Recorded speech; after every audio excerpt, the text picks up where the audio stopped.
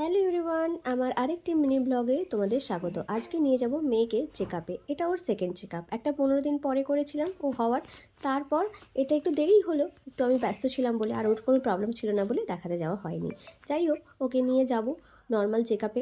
এবার এখানে দেখো ওর জন্য কী নিয়েছি। ওর জন্য নিয়েছি ডাইপার, আর নিয়েছি হুইপস। এইগুলো তো দরকার হয়েই থাকে যদি কোনো সমস্যা হয়, যাতে ডাইপারটা চেঞ্জ করতে পারি। আর নিয়েছি যদি নাক বন্ধ হয়ে যায় তার জন্য নিয়েছি একটা নেজাল ড্রপ আর একটা সুতির কাপড়, যাতে ও যদি দুধ তোলে তাহলে পরিষ্কার করে দিতে পারি।